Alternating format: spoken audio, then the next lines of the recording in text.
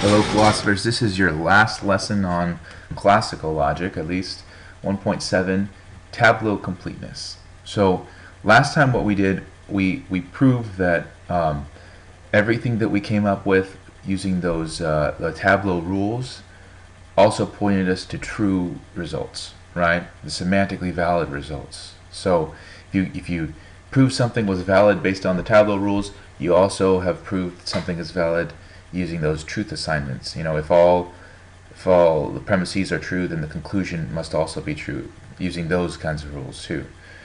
Now what we're worried about is, are there any results using those true values, right? Like saying assigning all truth values to the premises and getting a true conclusion. Are there any results that the tableaus miss, right? So in other words, are they complete? Do they capture all of the results? Well, that's what completeness is, that every semantically valid inference is also a proof theoretically valid inference, right? So last time I said, you know, if we use these Tableau rules to get something and it ends up being false, then why do we care? Why would we even use these? They would be worthless. Now I'm going to also say, if we use these and they might miss something, then we also probably don't want to use them. They probably wouldn't be as useful anyway. So semantic validity entails this proof theoretic validity. That's what we're trying to show. Again, we'll start off with the definitions, and then we'll go into a lemma, something we prove, and use that to prove something different that we really want to prove. So our definitions, first thing to note, that's very important to note, is that B here, I'm going to define differently than I defined last time. I'm going to say that's at any open branch of a Tableau. All right, that means a few important things. Open branch first means open. It doesn't have anything of the form A and then later on not A, right? So that would make it closed. So we don't have anything of that form. Another important thing about that is that the branch is complete. The only way you can have an open branch is if you've applied all the rules and it is not closed. So B is an open branch of a Tableau, means it's a completed branch, and it has not closed. It doesn't have an A, not A on it. P, like we've talked about before, is just a propositional parameter, right? P, lowercase q, those kinds of things, right? So P is a propositional parameter. Important to note, P, propositional parameter, is different than those capitals, capital A, capital B, right? Capital A can equal a P. P is a proposition, like dogs are funny, cats are smelly, something like that, right? A could equal P. You could use the connectives to make a different formula. A is a formula, right? You can make a different one. So A could equal P and Q, and then you could use the connectives to make with the formulas to make new formulas. Or A could equal A and B, right? This can stand for a lot of different things. But P is just a propositional parameter. So here's what we're going to do. We're going to define V as an interpretation. Remember, interpretation dishing out the truth values. An interpretation induced by this open branch such that if any propositional parameter is at a node on B, then that propositional parameter is true. It gets a 1 value. If not P is at any node on B, then that propositional parameter is false. It gets a 0 value, right? And if neither one are on the branch B, then you don't care what it means. You know, assign it whatever you want. Note too also that this is well defined. Since it's an open branch, you can't have, remember, A not A on it. So this is a well defined. All right. So here's what we're going to do.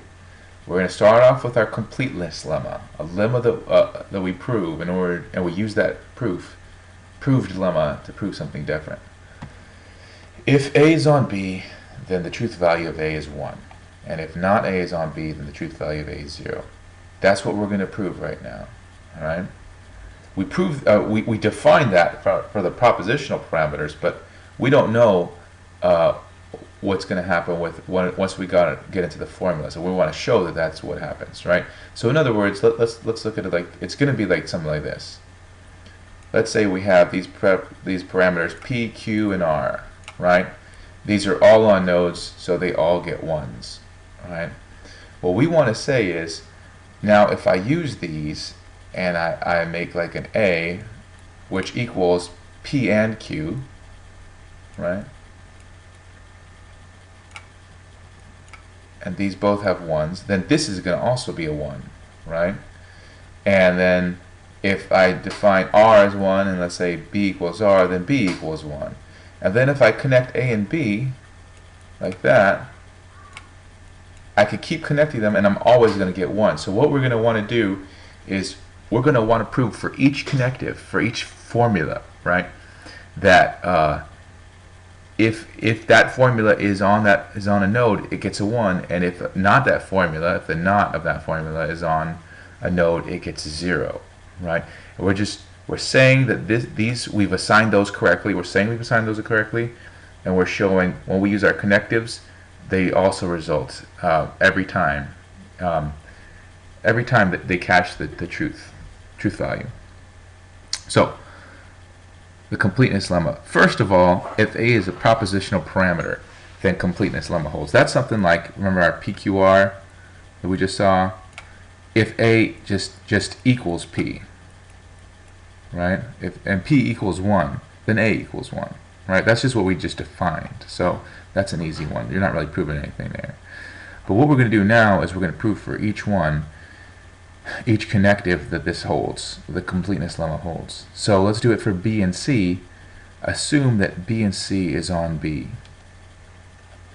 Then, now we said that this is an open branch, right? And we said that for open branches, they're completed branches. You've applied all the rules to them, and you haven't run into any A and not A's on there. So I know that we've already applied the B and C rule, and we have B, C.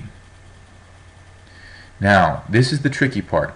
We're going to say B equals 1 and C equals 1 by the induction hypothesis. So what is the induction hypothesis? Well, I'll have another video of that to explain that if you really have problems with this. But here's what we're doing. We're assuming that B and C have a property which is equaling to 1, which is, the completeness lemma.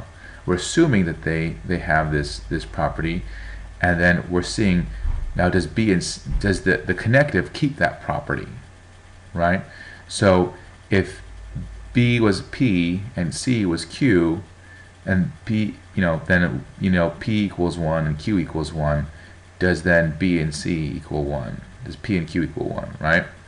A little more complicated is kind of what we were talking about before. Let's say now instead of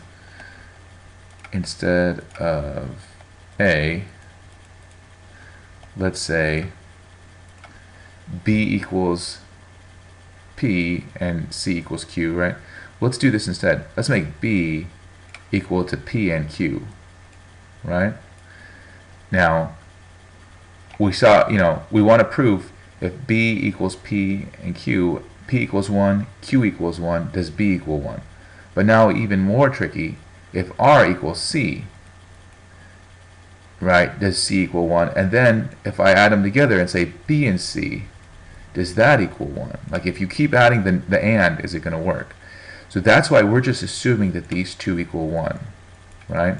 We know that these all will equal 1, but we're saying every time we apply the and sign and connect these two things, that equal 1, do we also get an equal 1? That's what we're trying to prove, and that's why we don't really care if B, we don't care to prove that B equals 1 and C equals 1. We're just assuming that they do, and we're proving that then this also equals 1.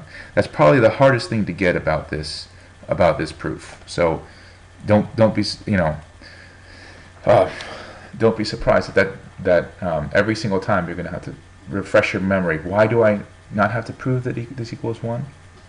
Alright, so if B equals 1 and C equals 1 by induction hypothesis, then by our definitions over here, B and C equal 1 by this one, right? I have B equals C equals 1, so I have B and C equals 1. So, therefore, if B and C is on B, then B and C equal 1. Alright, so that's all we're trying to prove is this right up here, right? If A is of the form of B and C, then it's going to equal 1. Alright, now do the not B and C. So assume not B and C is on B. That means either not B or not C are on B, right? Because it's an open, open branch. All the rules have been applied. So either not B or not C is on this open branch B, which means either B equals 0 or C equals 0, right? But remember, we're assuming that the completeness lemma holds for these parts of it. So if not A is on B, then A equals 0. So not B is going to equal 0, and not C is going to equal 0.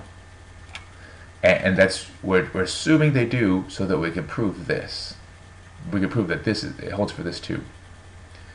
So if B equals 0 or C equals 0, then I know by this rule that B and C equals 0, right? And if B and C equals 0, I know by this rule that not B and C equals 1. So if not B and C is on B, then not B and C equals 1. So that's from this and this give you this. If A is of the form B or C, then the completeness holds. Completeness lemma holds. So again, assume B or C is on B, then I've applied the rule because it's an open branch. So either B is on that open branch B or C is on that open branch B. So either B equals 1 or C equals 1, again by the induction hypothesis. I'm assuming that this completeness lemma holds for each one of these parts. Now we're saying if it holds for these parts, does it also hold for this guy right here? So I know that if either B equals 1 or C equals 1 by this rule right here, that B or C equal 1. Therefore, if B or C is on B, then the truth value of B or C equals 1. You see this is going a little bit more quickly than the last one did. If A is of the form not B or C, then the completeness lemma holds. So not B or C. By the way, if you want, you could pause the video here if you'd like to and practice these by yourself before you keep going on. See if you can get these. Not B or C is on B. So I know open branch, I know that the rule has been applied. So not B and not C are on B. I know that B equals 0 and C equals 0 because of this right up here. So I know that B or C equals 0 based on this rule right here. So if B or C equals 0, then not B or C equals 1 based on this rule up here. So if not B or C is on B, then not B or C equals 1. If B then C, let's assume that's on B. Open branch, so we have the rules applied. So not B or C is on branch B. So either B equals 0 or C equals 1. So if B then C equals 1, right, based on this rule right here. So if B then C is on B, then if B then C equals 1. I think I misspoke, by the way, back here. Yeah, I just realized this. Not B does not equal 0, not B equals 1, right? B equals 0. Sorry, I'm sorry if that's a little confusing. So not C equals 1, C equals 0. Alright, let's keep going then. Alright, not if B then C. So we apply the rules, we got B and not C on the branch B. So B equals 1, C equals 0, not C equals 1, right? Not C. If B then C equals 0, because B equals 1 and C equals 0, which is this rule right here.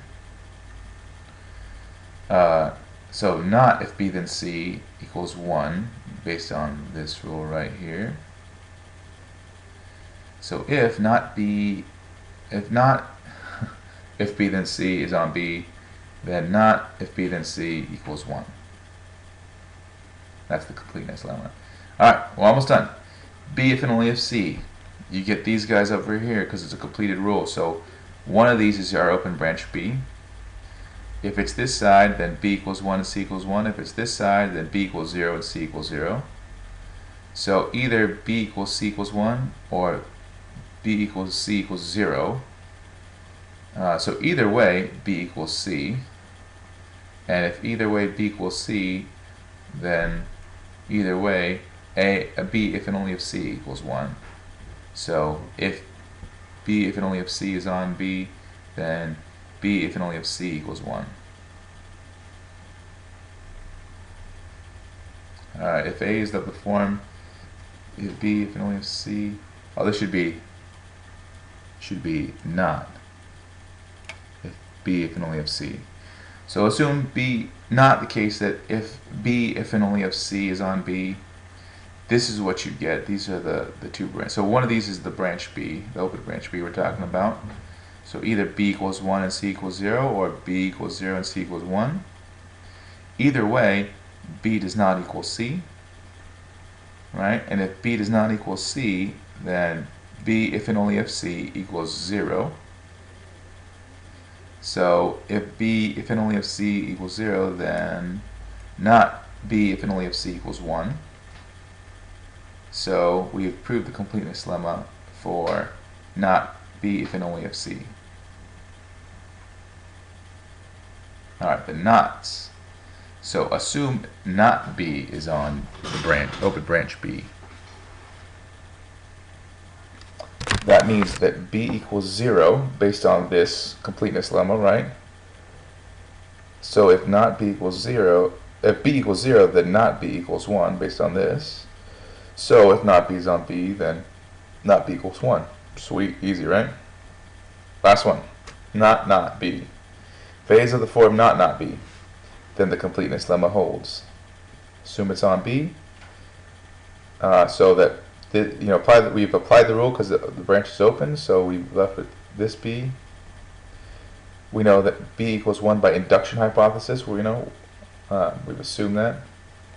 If B equals 1, then by this, not B equals 0. And if not B equals 0, again by this, not B equals 1, right? Because this is not the case that this guy right up here. So if not B is on B, then not B equals 1. Completeness lemma complete. Oh, almost complete. So the completeness lemma holds for all of our propositional parameters. It also holds for all the formulas that we built from things for which the completeness lemma holds. And all formulas in the propositional calculus are ultimately built up from propositional parameters. So the completeness lemma holds for all formulas in the propositional calculus. What does this mean, by the way? What that means is, we've said P, Q, R, and all those guys that are on B, all those, the completeness lemma is just holds by definition for them. And whenever you apply a connective, right, you say A equals P and Q, and let's say R equals B. Every time so A equals 1 now because we've applied the connective, and let's say we connect these with an OR, and we have A or B. That also equals 1, right, because the same thing holds for all these guys. So all the formulas are ultimately built up from these guys down here, for whom the completeness lemma holds. So then all of these guys, we just proved that it works for all of them too. And that's the only options you have in the propositional calculus. So it just works. All right, now we're going to be just like we did last time. We're going to prove that the sigma, if sigma semantically entails A, then sigma proof theoretically entails A. Now we're going to do that by, again, working backwards, right? We're going to say, if not this, then not this. So if this, then this. Right? So assume that this isn't the case. And also assume a completed open tableau. We have our tableau is completed and at least one branch is open. So an open branch would induce an interpretation V that makes all the formulas in sigma true and A false, right? That's what an open branch does. You start off with a sigma and a sigma, right, and a not A, not the conclusion, and then so A is false.